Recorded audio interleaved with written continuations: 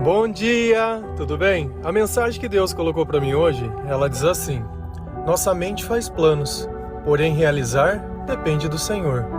Tenha fé. Senhor, tende misericórdia de nós. Perdoa, Pai, todos os nossos pecados, livra-nos de todo mal, nos afasta de tudo aquilo que não vem de Ti. Nós agradecemos, Senhor, por mais esse dia, pelo alimento, pelas vestes, pela palavra. Aceita, Senhor, essa nossa oração, esse nosso louvor, pois nós Te amamos, bendizemos, adoramos. Somente Tu é o nosso Deus e em Ti confiamos. Se você notar, a maior parte do tempo nós estamos pensando em alguma coisa. Desde criança nós somos incentivados a pensar no que a gente quer ser quando crescer. E nem sempre nós temos o discernimento sobre isso. Talvez você fez a faculdade que os seus pais queriam. Talvez você pegou a primeira proposta de emprego que você teve. Talvez nem oportunidade você teve. Então a vida, ela vem se afunilando de formas diversas. Então eu posso muitas vezes olhar um emprego e não ver se eu gosto dele ou não, mas se ele paga bem. Tem diversas pessoas que fazem cursos que não são bem remunerados. Por exemplo, uma pessoa que faz história, geografia e esses cursos mais básicos que nem sempre tem tanta área e tanto campo, no comércio, nas coisas, mas são também importantes. Só que a partir do instante que a minha mente começa a criar planos, eu tenho que entender a primeira coisa. Quando eu criei esses planos, aonde estava Deus na minha vida? Isso foi eu falando comigo mesmo ou foi algo que Deus revelou para mim? Olha, dentro do teu propósito, você vai precisar aprender essas coisas. Se a gente nota na palavra de Deus, ele tem o hábito de fazer algo. Sempre Ele diz antes de acontecer as coisas. E quantas maravilhas e quantas coisas também que davam pavor não foram reveladas aos profetas e transmitidas ao povo, aos sacerdotes, à igreja e a todo mundo. E essas revelações seriam o destino que seria traçado àquela nação e àquele povo. Dentro da nossa vida também é exatamente desse jeito. Se você constrói planos longe de Deus, infelizmente, na maior parte do tempo, eles não vão passar de pensamentos. E quando falta sabedoria, sobra tolice. E no meio da minha tolice, eu começo a olhar isso e começo a reclamar. E muitas vezes a invejar, porque aparentemente a vida dá certo para todo mundo, menos para mim. Só que tudo nessa vida tem um custo material e um custo espiritual. Nem sempre achar que uma pessoa, pelo fato dela ter muito, ela vai ter paz. E quanto custa ter paz? Se fosse pouco ou se não fosse importante, nós não teríamos remédios como calmantes, como remédio para dormir, entre outras coisas que a gente tenta moldar o nosso humor. Só que se a gente for lá na palavra de Deus, ele começa a dar um entendimento maior sobre essa questão de fazer planos. A palavra lá em Provérbios 16, do versículo 1 ao 3, ela diz assim: ao homem pertence os planos do coração, mas do Senhor vem a resposta da língua. Todos os caminhos do homem lhe parecem puros, mas o Senhor avalia o espírito. Consagre ao Senhor tudo o que você faz e os seus planos serão bem-sucedidos. Então vamos começar a entender o que Deus está dizendo para nós. Dentro do nosso coração vai ter diversos planos. Só que para a gente confirmar esses planos, a resposta ela vai vir de Deus através dos relacionamentos. E relacionamentos não é para a gente entender afetivo. Relacionamentos é quando você encontra o próximo, quando você vivencia. Então às vezes é uma situação que você nem conversou com a pessoa, nem nada. Mas a resposta de Deus, ela vem através das pessoas. Então nós vamos muitas vezes encontrar alguém que vai entregar um recado de Deus para nós, que vai nos direcionar, confirmando ou não esse nosso propósito, esse nosso chamado. E são essas coincidências, entre aspas, que acabam nos colocando mais perto ou mais longe de Deus. Nós sempre temos que levar em conta exatamente aquilo que Deus diz na Bíblia. Porque se a vontade de Deus é boa, perfeita e agradável, o fruto do nosso trabalho, o fruto dos nossos planos e dos nossos sonhos, eles também precisam ser desse jeito. Se eu penso em crescer, mas eu acabo prejudicando outras pessoas, se eu acabo expondo outras pessoas, se eu acabo julgando, mentindo, enganando, corrompendo, roubando e qualquer outro tipo de coisa ilícita, para que eu possa, de alguma forma, parecer bem-sucedido, isso não vai dar bom no final. Isso vai acabar criando um rastro dentro da minha vida de destruição. Então, a princípio, às vezes a gente olha pessoas e fala, nossa, olha a vida dele, olha a minha. Meu, isso é um atalho. E eu vou provar para vocês, através da palavra de Deus, que quem tem pressa, além de comer cru, não dá mal digestão. Então, nós temos que entender que o tempo de Deus, ele é perfeito, que a vontade de Deus, ela é boa e que tudo Deus planeja para nós se realiza e da melhor forma possível. Então, se eu tenho que esperar um pouco, não tem problema nenhum. Você quer acelerar o tempo de Deus? É fácil. Obediência. Enquanto você continuar fazendo o que você quer, não queira que Deus faça o que Ele quer, porque está muito você e menos Deus, nós já falamos disso. Então, a partir do instante que você começa a obedecer ao Senhor, a aceitar sem questionar, para de reclamar e começa a agradecer, Deus nota que dentro da sua postura, você está aceitando aquilo que o Espírito te diz e você começa a ter planos melhores. Por quê? Porque os teus pensamentos estão baseados nas coisas que Deus coloca dentro do teu coração. Então, tudo aquilo que a gente consagra a Deus. E o que é consagrar a Deus? É oferecer, é deixar Deus participar daqueles sonhos. Você fez a faculdade porque seu pai queria, não porque Deus queria. Você entrou nesse emprego por causa do dinheiro, não porque você tinha um propósito. Esse é o ponto. Onde estava Deus quando você começou? Se Deus estava junto, estamos junto. Não importa onde você está. O que a gente não pode fazer é abandonar Deus no meio do caminho e nem negar nem nada. O sucesso ele é consequência. Ele não depende de nada que eu faço. Se você acha que a tua falta de sucesso depende porque você não estudou nas melhores faculdades, não tem os melhores empregos, cara, tudo que te colocar na mão você vai perder. Quantas coisas você já não perdeu? Que eram boas. Então não é questão do que, você não sabe ter. Esse é o ponto. A pessoa que você é sem Deus não vai conseguir administrar nada e não vai conseguir ter nada. Não dá conta da própria vida. Lá em Provérbios 21, versículo 5, a palavra do Senhor ela diz assim: os planos bem elaborados levam à fartura, mas o apressado sempre acaba na miséria. E é aquela ideia da pressa.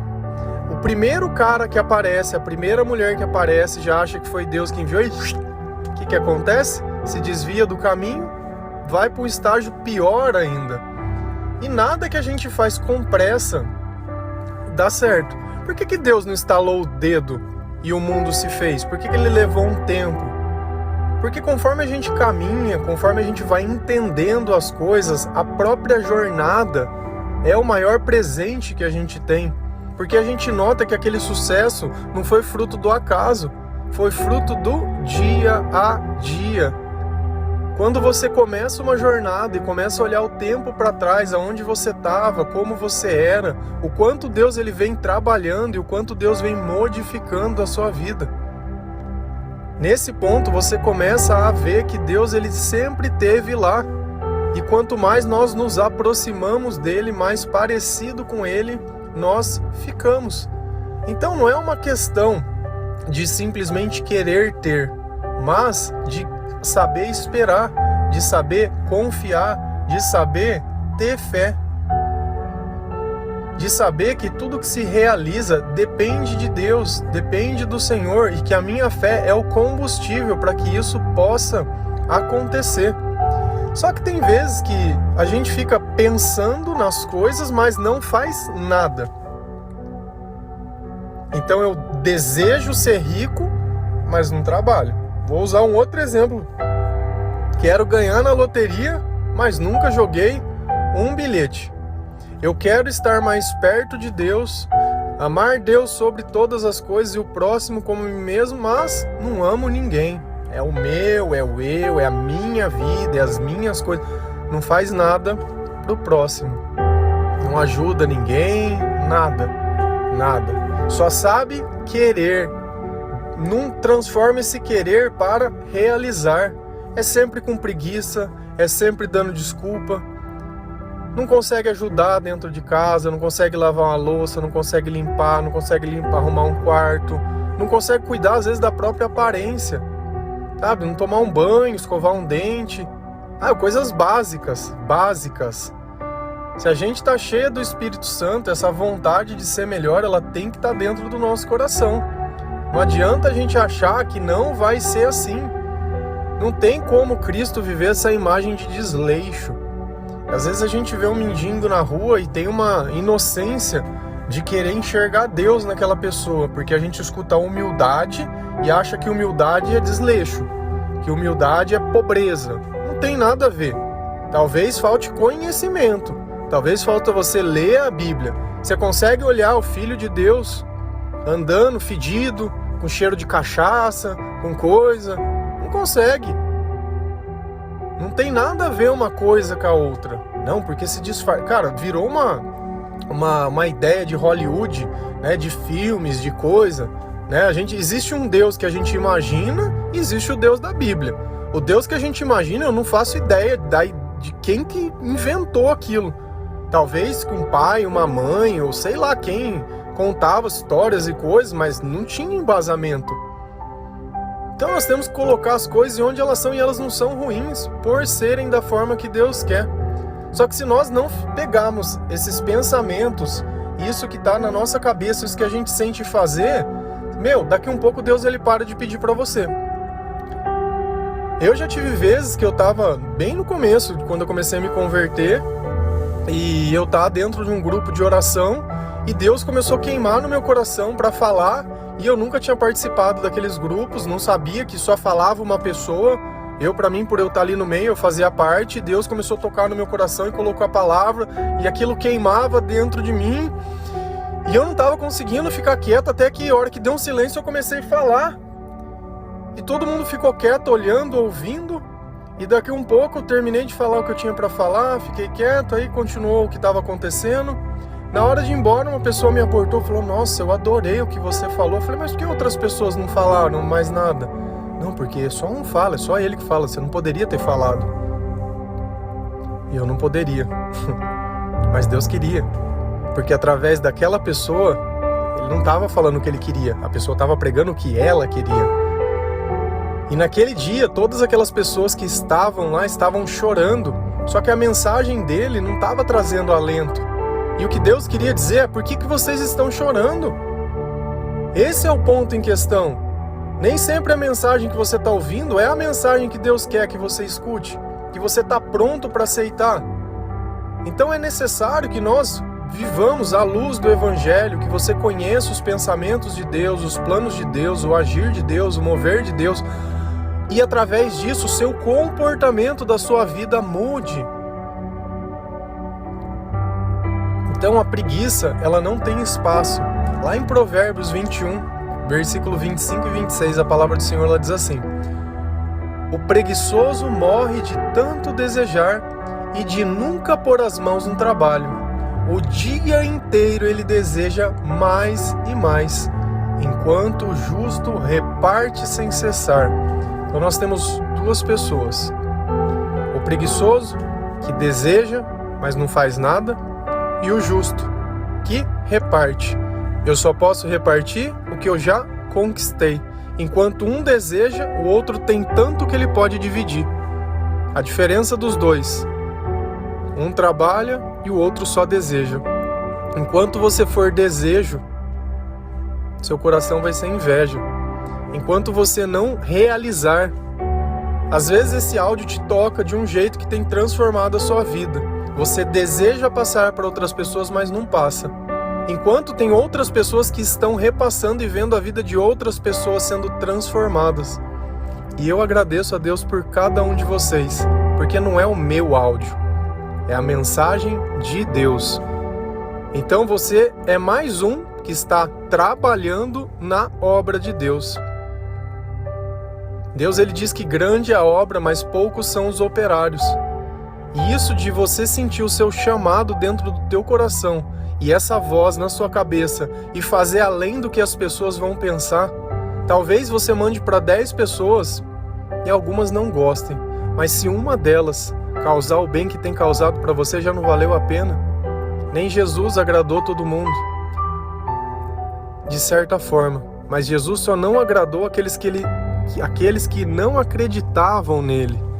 Então Jesus agradou a todos. Nós temos que tomar muito cuidado com as coisas que nós dizemos. E isso é uma frase que nós ouvimos muitas pessoas dizendo: nem Jesus agradou a todo mundo. Jesus nunca me desagradou. E eu vou te fazer uma pergunta: Jesus já te desagradou? Percebe que essa humanização de Deus é justamente para tentar tirar o poder dele? É para mim se acomodar com o meu fracasso, que achar que a minha vida ela já está perdida e que nada vai poder mudar baseado pelos meus erros. E não é assim que funcionam as coisas. A misericórdia de Deus, o poder de Deus e a transformação, Deus dá um novo começo para todas as pessoas. E eu não canso de falar que Deus escolhe as coisas loucas desse mundo para confundir as sábias, escolhe aqueles que não são para confundir os que são, escolhe as coisas fracas e desprezíveis para aniquilar as mais fortes, tudo para a honra e glória do seu nome.